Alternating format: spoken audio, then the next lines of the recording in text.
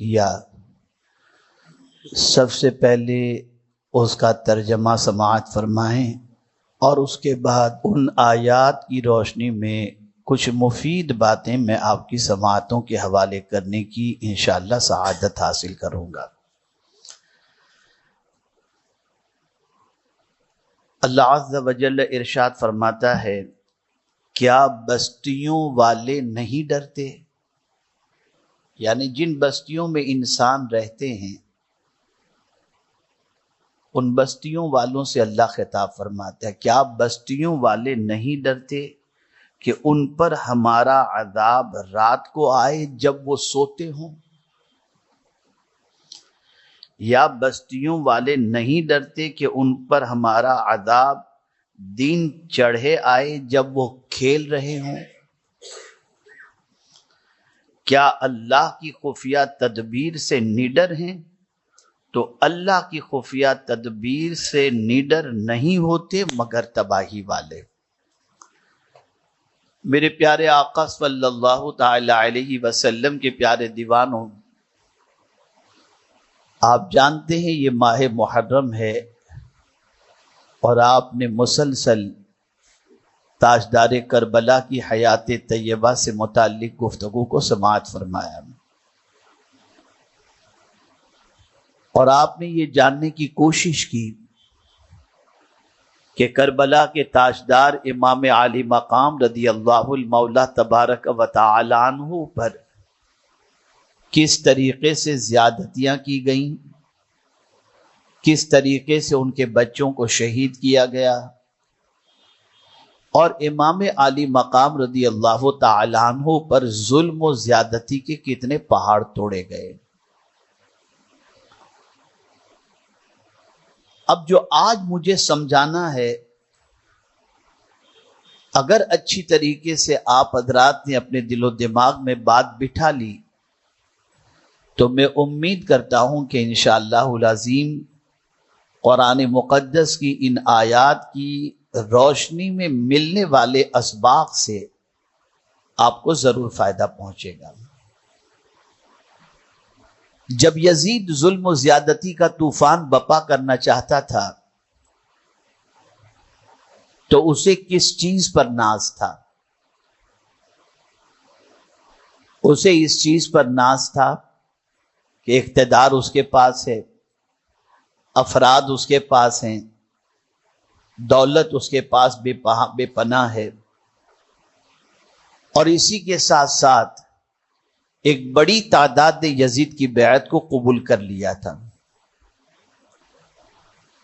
تو ایک بات اچھی طریقے سے ذہن میں رکھیں، میں 3-4 چیزوں کی اصلاح کرنا چاہوں گا۔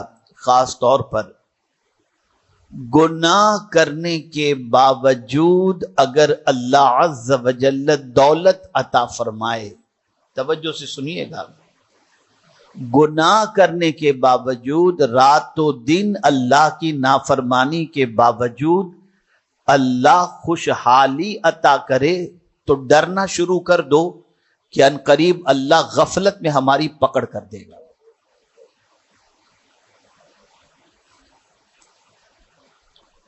اسی طریقے سے اللہ اگر اقتدار عطا فرمائے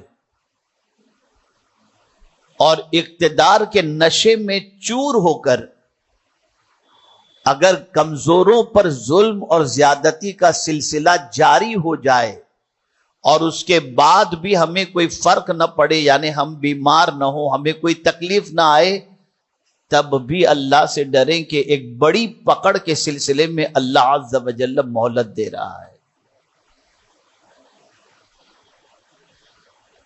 شہرت کی بلندی پر پہنچ جائیں، مقبولیت کے آفاق کو چھونے لگیں، اور اس کے بعد اس کا استعمال گناہوں کے اندر یا اللہ کی نافرمانی میں کرنے لگ جائیں، اور یہ تصور کریں کہ اب ہمارا کیا، ہم کو تو دنیا آنکھوں پہ بٹھا رہی ہے، تو سمجھ لینا جرم کرنے کے باوجود بھی یہ سب مل رہا ہو تو یہ اللہ عز و جل کی طرف سے ڈھیل ہے، اور اللہ عز و جل کی خفیہ تدبیر ہے جو بڑے پیمانے پر وہ پکڑنا چاہتا ہے۔ اور تاریخ گواہ ہے یزید زیادہ دنوں تک زندہ نہ رہ سکا. 39 سال کی عمر کے اندر موت کی وادیوں سے گزر گیا. لیکن تعیشات اور اقتدار کے نشے میں وہ اتنا چور تھا کہ ذہن میں ایک ہی بات تھی، میں جو چاہوں وہ کر سکتا ہوں. اور ابن زیاد اور یزید کے پیروکاروں نے اور اس کے اعوان و انصار نے بھی یہ سوچا کہ جب یزید ہمارے ساتھ ہے تو ہم جو چاہیں کریں. تو جب اس قسم کا معاملہ آئے تو اللہ کب پکڑتا ہے، ایسا نہیں کہ بس آپ ہوش میں ہو اور پکڑ لیں، نہیں، اللہ نے اپنے پکڑ کا انداز بتایا، اپنی پکڑ کا طریقہ بتایا. اللہ فرماتے افامن اہل القری ان یاتیہم باسنا بیاتا وہم نائمون، یعنی سب سے پہلے وہ گناہ کرنے والے کی ڈائریکٹ پکڑ نہیں کرتا، ظلم کرنے والے کی ڈائریکٹ پکڑ نہیں کرتا، اس کو ہوش و حواس میں ہو اور اس کی پکڑ نہیں کرتا، بلکہ دو ذکر آیا، ایک رات کا ذکر آیا اور ایک دن کا ذکر آیا. اور رات کا ذکر کس طریقے سے؟ افامن اہل القری ان یاتیہم باسنا بیاتا وہم نائمون، کہ جب وہ رات کو بھرپور نیند کے اندر آنے کے بعد غافل ہو جاتے ہیں. اور ظاہر سی بات ہے کہ نیند غفلت ہی کا نام ہے، کہ نیند آئی اور آدمی غافل ہو گیا، اسے کسی چیز کی خبر نہیں. اسی لیے چوریاں رات کو ہوتی ہیں کہ آدمی سویا ہو تو کچھ بھی اٹھا کے لے کر کے جاؤ، پتہ نہیں چلتا. تو آدمی جب سویا ہوتا ہے تب وہ غافل ہوتا ہے، اور اس نے سونے سے پہلے اپنے کل کے کئی منصوبے بنا لیے ہوتے ہیں. جب وہ رات کی نیند کے اندر غفلت کا شکار ہوتا ہے تو اللہ فرماتا ہے وہ تو یہ سوچتا ہے کل صبح اٹھ کر کے میں یہ کروں گا، لیکن اسے خبر ہی نہیں ہوتی کہ وہ اٹھنے والا ہی نہیں ہے، ہمارا عذاب تو رات ہی کو آ کر اس کو پکڑ لے گا.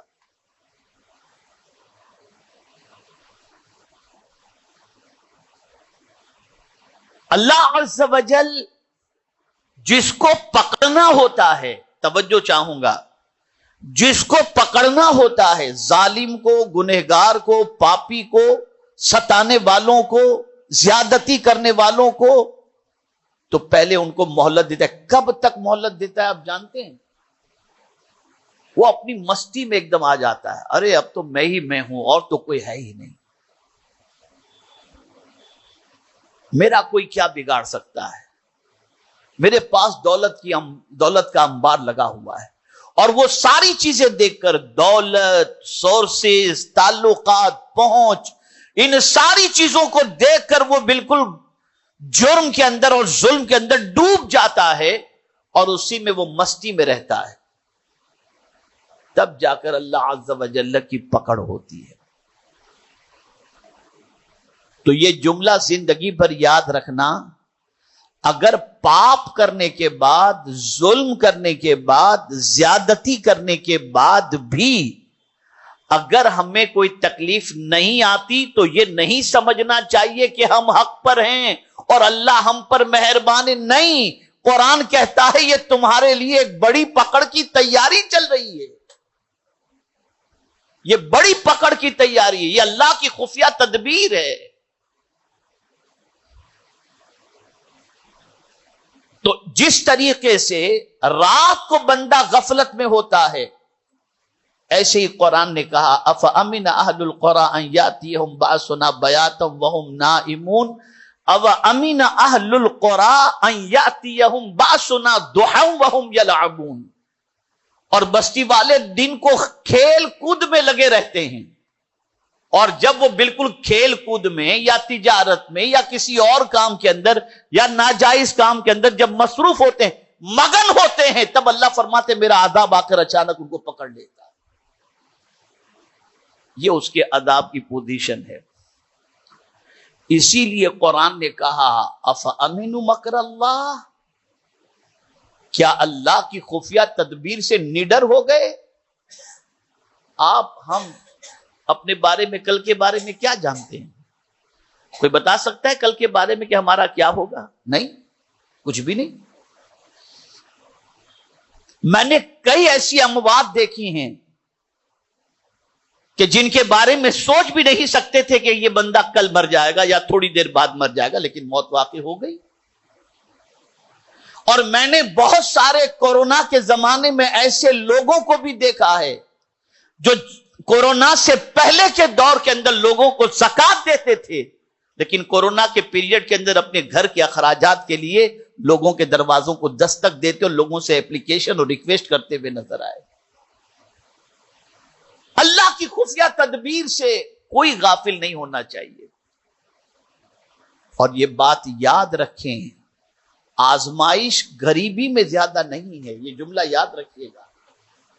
آزمائش پریشانی میں زیادہ نہیں ہے، آزمائش مالداری میں، خوشحالی میں، شہرت میں، اقتدار میں، اس میں آزمائش سب سے زیادہ ہے۔ اس لیے کہ غریبی کے اندر آدمی کے بہکنے کے امکانات کم ہوتے ہیں، مالداری کے اندر بہکنے کے امکانات زیادہ ہوتے ہیں، اس میں زیادہ ہوتے ہیں۔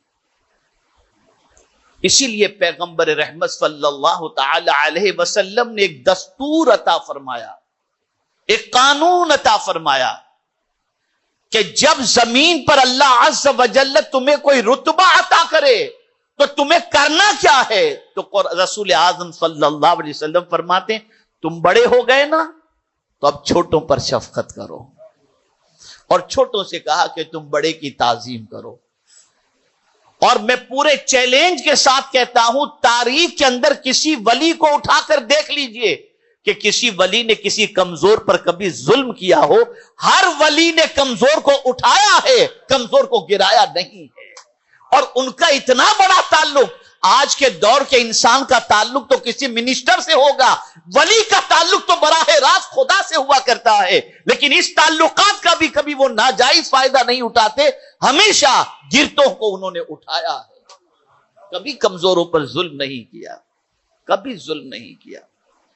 یزید نشے میں چور تھا، میرا کوئی کچھ نہیں بگاڑ سکتا۔ ابن زیاد اور شمر نشے میں چور تھے کہ ہمارا کوئی کچھ نہیں بگاڑ سکتا، لیکن میرے کریم کو جب انتقام لینا ہوا تو وہ نشے میں مست تھے اور ان کو مارا گیا، ان کو ہلاک کیا گیا، ان کو تباہ کیا گیا۔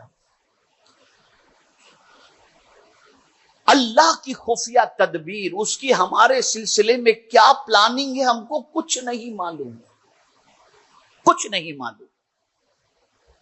اور اللہ والے اللہ کی خفیہ تدبیر سے اتنے ڈرتے جس کی کوئی انتہا نہیں۔ اور کون نہیں ڈرتا اللہ کی خفیہ تدبیر سے؟ تو قرآن کہتا ہے جو گھاٹے والا ہے، جو نقصان والا ہے، جو خسارہ اٹھانے والا ہے، وہ اللہ عز و جل کی خفیہ تدبیر سے نہیں ڈرتا۔ اسی لیے میرے پیارے آقا صلی اللہ علیہ وسلم کے پیارے دیوانوں، خلق قرآن کے مسئلے پر امام احمد ابن حنبل رضی اللہ تعالیٰ عنہ سے جب کہا گیا اور امام احمد ابن حنبل اپنے موقف پر قائم رہے اور خلق قرآن کے مسئلے کے اندر بادشاہ وقت سے خلیفہ وقت سے الجھ گئے، ان کو سزائیں دی گئیں، لیکن کہا کہ آپ یہ موقف سے ہٹ جائیے، لیکن امام احمد ابن حنبل نے تکلیفیں برداشت کی، پریشانیاں برداشت کی، کوڑوں کے زخم برداشت کیے، لیکن اپنے موقف سے نہیں ہٹے۔ تو امام احمد ابن حنبل کو ہٹانے کے لیے ان کے پاس دولت کا انبار بھیجا گیا، لیجئے آپ اپنی ضرورتوں کو پوری کیجئے اور اپنے موقف سے ہٹ جائیے۔ تب امام احمد ابن حنبل کی آنکھوں میں آنسو آ گئے تھے اور انہوں نے کہا خدا کی قسم یہ امتحان جو ہے نا، یہ اس امتحان سے بڑا ہے جو کوڑوں والا امتحان ہے، اس سے بڑا امتحان یہ ہے، اس لیے کہ دولت ایسی چیز ہے کہ اس کے آگے آدمی سرنڈر ہو جاتا ہے۔ تو ضرورت اس امر کی ہے کہ اللہ کی خفیہ تدبیر سے بچو۔ اللہ دے تو آپ یاد رکھیں گناہ نہ کرو، اللہ اقتدار دے کمزوروں پر ظلم نہ کرو، اللہ دے۔ آپ خود دیکھیے رسول اعظم صلی اللہ علیہ وسلم کو مکے والوں نے ستایا تھا، سرکار ہجرت فرما گئے، مکہ چھوڑ کر مدینے چلے گئے، صحابہ کے مکانات مکے والوں نے لے لیے، سارے کاروبار کو قبضے میں کر لیا، لیکن حضور صلی اللہ علیہ وسلم جب فاتح مکہ بن کر مکہ مکرمہ تشریف لے گئے تو سرکار صلی اللہ علیہ وسلم کی گردن مبارک اپنی سواری پر جھکی ہوئی تھی، یعنی شہر میں فاتح بن کر، کامیاب بن کر کے ستانے والوں کو اپنے کنٹرول میں کرنے کے لیے جا رہے ہیں تو سینہ تان کر کے نہیں، گردن جھکا کر کے جا رہے ہیں۔ سب کو ڈر تھا کہ اب تو ہم سے بدلہ لیا جائے گا، لیکن مدینے کے تاجدار صلی اللہ علیہ وسلم نے برجستہ فرمایا، اذهبوا فانتم الطلقاء، جاؤ تم سب آزاد ہو، میں نے تم سب کو معاف کر دیا۔ یہ ہے سمجھنے کی چیز۔ یقیناً آپ سنیں گے یزید کا یہ انجام ہوا، ابن زیاد کا یہ انجام ہوا، شمر کا یہ انجام ہوا، وہ ایسے مرے ویسے مرے، لیکن سمجھنا سب سے بڑا سبق یہ ہے کہ اللہ ہلاک کرنے کے لیے کون سا طریقہ اپناتا ہے اور کب وہ ہلاک کرتا ہے، جسے سمجھنا بے پناہ ضروری ہے۔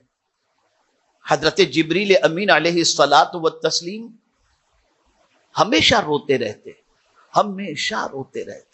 جبریل معصوم، جن سے گناہ ہونا محال، اور پھر سید الملائکہ، سارے فرشتوں کے اپنی جگہ پر شان ہے، لیکن جبریل کی شان کیا ہے؟ تو جبریل ہی کو امین کہا جاتا ہے، باقی کسی فرشتے کو امین نہیں کہا جاتا۔ امین کا لقب حضرت جبریل کے لیے ہے۔ کیوں؟ اللہ نے ان کو قرآن دیا حضور کو پیش کرنے کے لیے، تو جیسا دیا ویسا ہی لا کر کے انہوں نے پیش کیا، اس میں کوئی خیانت، کچھ ملاوٹ نہیں کی، تو اللہ عز و جل کی طرف سے ان کو امین کا لقب مل گیا کہ بڑے امانت دار ہیں، کچھ اس کے اندر تبدیل، اتنے بڑے سید الملائکہ، لیکن روتے تھے، ہمیشہ ہمیشہ روتے تھے۔ پوچھا گیا، سرکار صلی اللہ علیہ وسلم نے دریافت فرمایا، اے جبریل کیوں رو رہے ہو؟ تو عرض کرتے ہیں کہ یا رسول اللہ صلی اللہ تعالی علیہ وسلم، جب سے جہنم کو اللہ نے پیدا کیا ہے تب سے اس کے خوف کی وجہ سے رو رہا ہوں کہ پتہ نہیں کون سی ایسی غلطی ہو جائے جس کی وجہ سے اللہ عز و جل کے میں عتاب کا شکار ہو جاؤں۔ اس لیے توجہ چاہوں گا، اس لیے کہ میں نے ابلیس کا حشر دیکھا ہے، اس نے اتنے سجدے کیے تھے کہ زمین پر رائے کا دانہ رکھنے جتنی جگہ بھی نہیں تھی، ہر جگہ اس نے سجدے کیے تھے، لیکن ایک غلطی کی وجہ سے اللہ عز و جل نے قیامت تک کے لیے اس کے گلے میں لعنت کا توق ڈال دیا۔ تو کوئی عبادت کر کے بھی غرور نہ کرے، پتہ نہیں کون سی خطا ہو جائے اور پروردگار جل جلالہ گرفت میں لے لے۔ تو مومن جو ہوتا ہے وہ اللہ کی خفیہ تدبیر سے ہمیشہ ڈرتا ہے کہ پتہ نہیں ہمارے بارے میں اللہ کی انٹرنل پلاننگ کیا ہوگی، ہمیں نہیں معلوم۔ ہم مزے لیتے رہتے ہیں، ہم مست رہتے ہیں، لیکن ہمیں نہیں معلوم کہ اس کی پکڑ کس طریقے سے ہو۔ اس لیے اس کی خفیہ تدبیر سے ہمیشہ بچتے رہنا چاہیے، ہمیشہ ڈرتے رہنا چاہیے۔ اور یہ کب خاص طور پر؟